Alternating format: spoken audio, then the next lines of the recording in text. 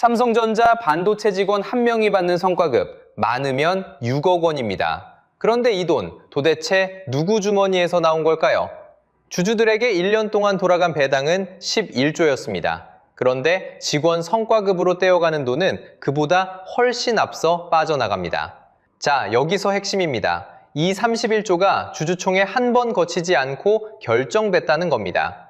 여러분이 삼성전자 단 한 주라도 들고 있다면, 아니 연금이나 펀드로 묶여 있다면 이건 결코 남의 일이 아닙니다. 그 돈이 어디서 나와 어디로 가는지 경로를 끝까지 따라가 보면 왜 평범한 주주들이 회장 자택 앞까지 몰려가 소송카드를 꺼냈는지 답이 나옵니다. 자, 지금부터 그 돈의 흐름을 함께 파헤쳐 보겠습니다. 여러분, 6억이 어떤 돈일까요? 평범한 직장인이 한 푼도 안 쓰고 10년 넘게 모아야 손해주는 돈입니다. 그걸 보너스 한 번에 받는다는 겁니다. 자, 여기서 핵심입니다. 이 6억은 메모리 사업부, 그러니까 회사에서 돈을 가장 잘 버는 부서 이야기예요. 그런데 더 이상한 건 따로 있습니다. 돈을 까먹은 부서, 그러니까 적자를 낸 비메모리 사업부 직원도 1인당 최소 1억 6천만 원을 받습니다. 상식적으로 생각하면 성과급은 성과를 낸 사람이 받는 돈이잖아요. 그런데 성과를 못 낸 부서가, 회사에 손해를 안긴 부서가 억대를 받는다는 겁니다. 여러분이 다니는 회사를 한번 떠올려 보세요. 우리 팀이 1년 내내 적자였는데 연말에 1억 6천을 보너스로 준다고요? 상상이 가시나요? 게다가 이번 합의에는 평균 임금 인상률도 6.2%가 담겼습니다. 기본 인상에 성과목까지 얹은 숫자죠. 남들은 취업 문턱도 못 넘어서 난리이고 연봉 동결에 삭감까지 견디는 직장인이 수두룩한데 말입니다. 그래서 이 소식이 알려지자 박탈감을 느낀 분이 한둘이 아니었습니다. 그런데 이 합의 사실 아슬아슬한 벼랑 끝에서 나왔습니다. 5월 20일 밤 삼성전자 노조는 총파업을 코앞에 두고 있었어요. 시계가 밤 10시 30분을 가리키기 직전 총파업을 딱 1시간 30분 남겨둔 그 순간이었습니다. 고용노동부 장관까지 직접 나서 중재에 들어갔고 그렇게 극적으로 손을 잡으면서 파업은 무기한 미뤄졌습니다. 다만 한 가지는 짚고 가야 합니다. 이건 아직 잠정 합의예요. 완전히 끝난 게 아니라는 거죠. 노조원들이 직접 찬성과 반대를 던지는 찬반 투표가 5월 23일부터 28일까지 남아 있습니다. 이 투표를 통과해야만 비로소 최종 확정입니다. 자, 그러니 정리해 보겠습니다. 잘 나가는 부서는 6억, 적자 부서마저 1억 6천. 그런데 여기서 진짜 이상한 질문이 떠오릅니다. 성과를 못 냈는데 어떻게 억대가 나올 수 있을까요? 비밀은 성과급을 계산하는 기준 자체가 통째로 바뀐 데 있습니다. 성과를 못 냈는데도 억대가 나온다. 도대체 이게 어떻게 가능할까요? 답은 의외로 단순합니다. 성과급을 계산하는 기준 자체가 통째로 바뀐 거거든요. 예전 방식은 이랬습니다. 내가 속한 사업부가 돈을 벌어야 딱 그만큼만 성과급으로 받았습니다. 잘한 부서는 두둑하게, 못한 부서는 적게요. 우리가 아는 성과급이 원래 그렇잖아요. 일한 만큼, 번 만큼 받는 거요. 그런데 이번엔 완전히 다릅니다. 회사 전체가 번 영업이익을 미리 정해둔 비율로 뚝 떼어내서 임직원들이 나눠 갖기로 못 박아둔 겁니다. 숫자로 보면요, 이번 특별성과급의 재원은 반도체 부문 사업성과의 10.5%입니다. 여기에 원래 있던 성과급까지 합치면 세금을 떼기도 전인 영업이익의 약 12%에 달합니다. 참고로 노조가 처음 요구했던 건 15%였습니다. 쉽게 말하면요, 가게 매출의 10%는 무조건 직원들이 먼저 나눠 갖기로 정해둔 셈입니다. 가게가 흑자를 내든 적자를 보든 그건 상관없이 말이죠. 생각해보세요. 이 구조라면 돈을 까먹은 부서 직원도 억대를 손해줄 수 있습니다. 매 부서 실적이 아니라 회사 전체 이익이라는 큰 배에 다 같이 올라타는 방식이거든요. 경제 쪽에서는 이걸 영업이익 연동 자동 배분이라고 부릅니다. 한번 비율을 정해두면 개인이 잘했든 못했든 그 비율대로 돈이 자동으로 굴러간다는 뜻이에요. 떼어낸 재원은 다시 부문 전체의 40%, 각 사업부의 60%로 나뉩니다. 적용 대상인 반도체 임직원만 약 7만 8천 명, 웬만한 중소도시 인구가 통째로 들어가는 규모입니다. 여러분 회사를 한번 떠올려 보세요. 올해 월급 동결됐다는 소식, 요즘 참 흔하잖아요. 보너스는 회사 사정 봐가며 그때그때 결정되고요. 그런데 삼성 반도체는 회사가 번 돈의 일정 비율을 아예 직원 몫으로 미리 약속해버린 겁니다. 경기가 나빠도 설령 적자가 나도 그 비율은 그대로 살아남는 거죠. 이게 보통 직장인 입장에서 보면 얼마나 이례적인 일인지 감이 오실 겁니다. 그럼 그 유명한 31조라는 숫자는 어디서 나온 걸까요? 여기엔 함정이 하나 숨어 있습니다. 31조 5천억이라는 금액은 회사 영업이익이 300조까지 간다는 전망을 깔고 계산한 겁니다. 그런데 말이죠. 2025년에 삼성이 실제로 번 영업이익은 43조 6천억이었습니다. 전망과 현실 사이에 7, 8배나 차이가 나는 거예요. 그러니 31조는 이미 확정된 돈이 아닙니다. 모든 게 잘 풀렸을 때나 나오는 가장 좋은 시나리오일 뿐이죠. 이 숫자 하나에 너무 놀랄 필요는 없다는 얘기입니다. 게다가 이 약속은 한 해로 끝나는 게 아닙니다. 무려 10년을 굴러가는 제도거든요. 한번 정해진 이 비율이 앞으로 10년간 회사 살림에 그대로 박혀 있다는 뜻입니다. 좋은 애든 나쁜 애든 직원 몫부터 비율로 챙겨가는 약속이 10년치 깔린 셈이죠. 그런데 여기서 슬슬 이상한 느낌이 들지 않으세요? 회사가 번 돈에서 누군가의 몫을 먼저 정해두고 떼어간다는 거잖아요. 회사 돈을 미리 정해놓고 떼어가는 거라면 그 돈은 원래 누구한테 갈 돈이었을까요? 자, 바로 그 지점입니다. 그럼 이 돈은 도대체 누구 주머니에서 나오는 걸까요? 이 질문에 답하려면 회사가 번 돈이 어떤 순서로 누구에게 가는지를 따라가 봐야 합니다. 바로 이게 이번 사태의 진짜 핵심입니다. 자, 이제 가장 중요한 질문에 답할 차례입니다. 그 31조가 정말 여러분 배당보다 먼저 빠져나가는 걸까요? 이걸 알려면 회사가 번 돈이 어떤 순서로 누구한테 가는지를 봐야 합니다. 숫자로 보면요, 2025년 삼성전자가 한 해 동안 벌어들인 영업이익은 43조 6천억 원입니다. 평범한 직장인이 1000년을 일해도 못 만질 돈이죠. 자, 이 돈이 어디로 흘러가는지 한 단계씩 따라가 보겠습니다. 가장 먼저 영업이익이라는 큰 항아리에서 직원 성과급 재원이 빠져나갑니다. 성과급은 세금을 떼기 전 영업이익 단계에서 비율로 먼저 떼어집니다. 특별 성과급에 기존 성과급을 합치면 세전 영업이익의 약 12%죠. 쉽게 말하면요, 회사가 번 돈에서 가장 먼저 손대는 게 직원 몫이라는 겁니다. 그 다음 순서가 세금입니다. 나라에 낼 법인세를 떼고 나면 그제야 당기순이익, 즉 진짜 회사에 남은 순이익이 계산됩니다. 그리고 바로 이 마지막 순이익에서 맨 끝에야 주주 배당이 나갑니다. 2025년 주주들에게 돌아간 배당은 모두 11조 원이었습니다. 정규 배당 구조 8천억에 5년 만에 특별 배당 1조 3천억을 더한 금액이죠. 주당으로 따지면 1년에 1,668원, 커피 한 잔 값이 안 듭니다. 자, 이제 순서가 보이시죠? 직원 성과급은 맨 앞에서 비율로 못 박혀 빠지고 주주 배당은 세금까지 다 치른 맨 끝에 남는 걸 봤습니다. 결국 주주는 맨 마지막 순번입니다.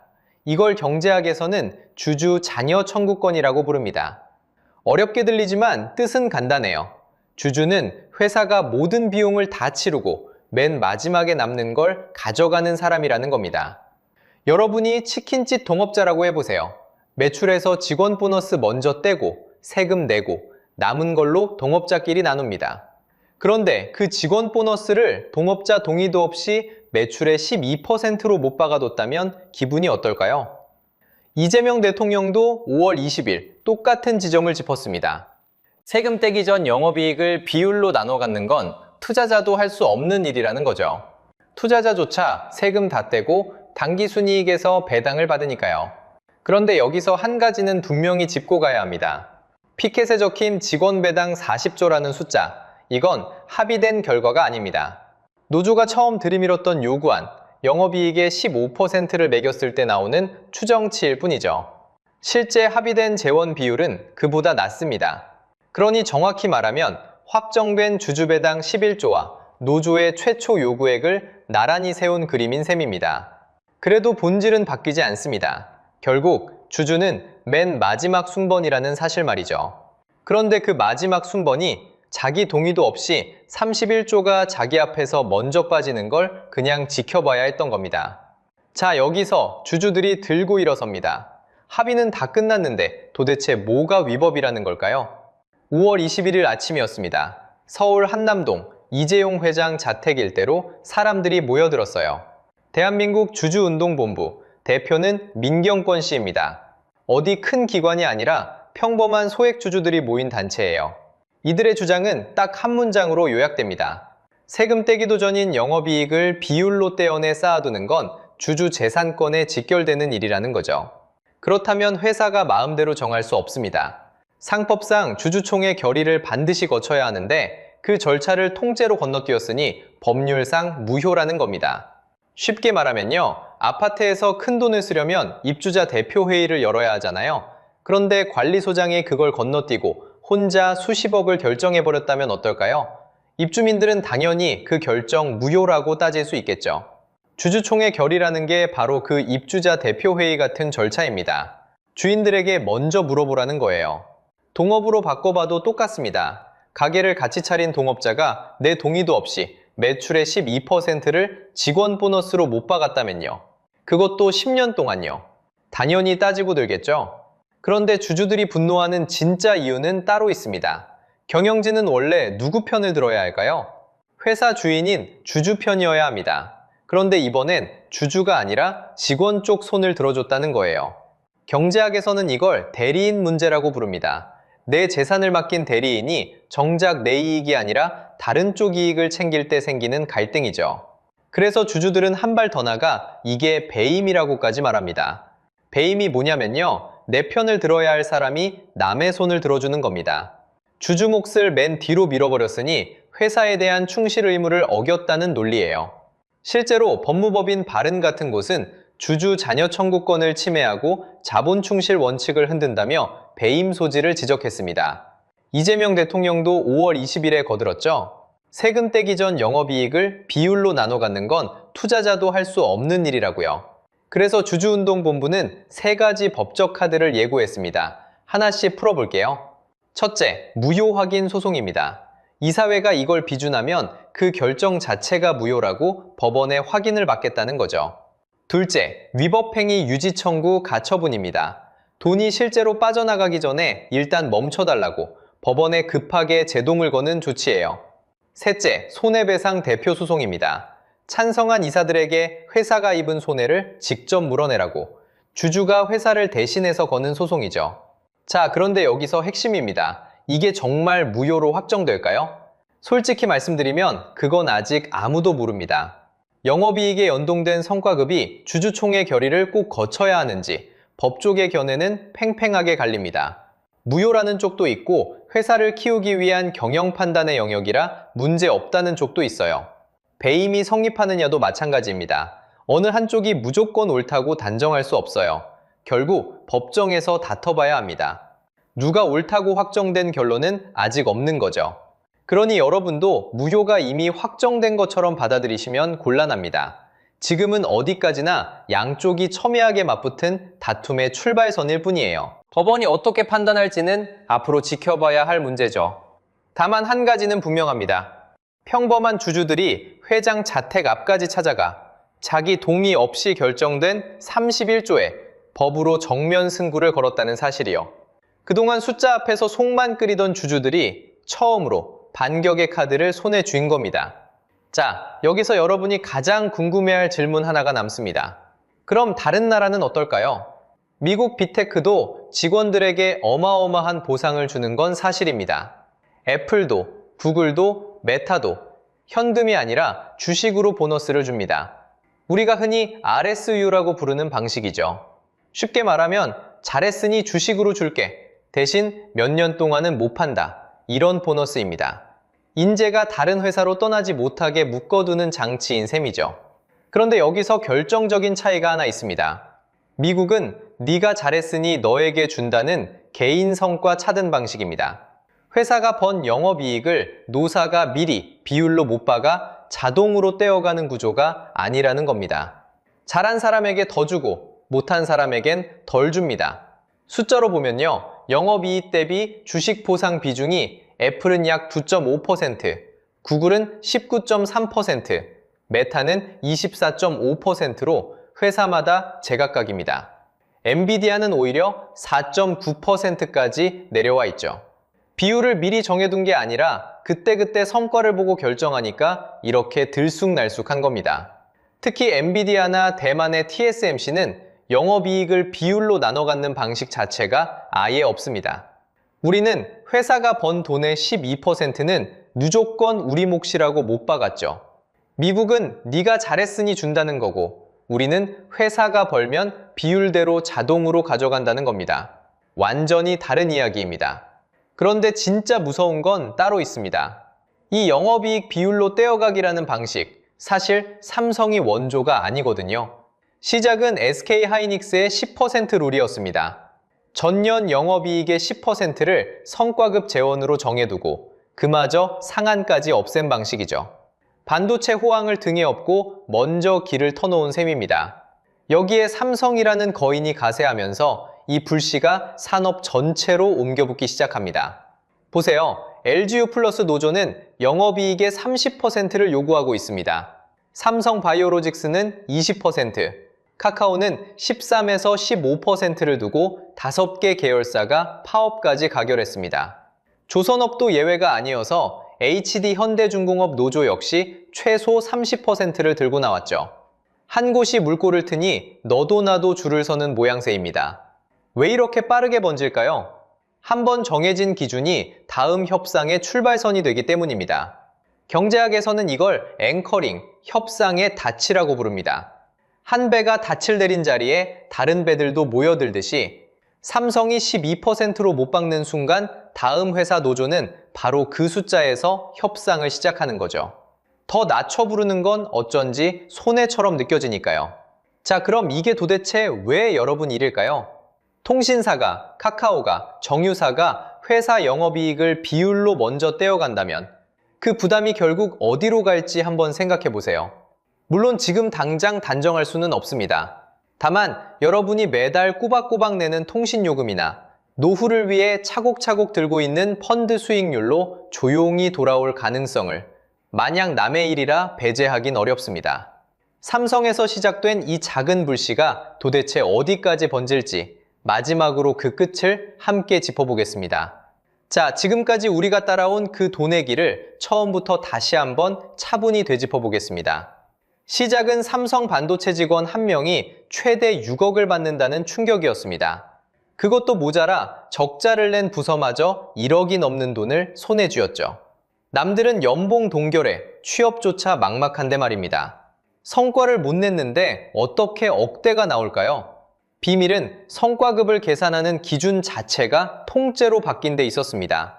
내가 낸 성과만큼 받는 게 아니라 회사 전체가 번 영업이익을 미리 정해진 비율로 먼저 떼어가는 방식으로 말이죠. 그렇게 떼어가기로 한 돈이 무려 31조 원이었습니다. 그런데 여기서 진짜 문제가 드러났습니다.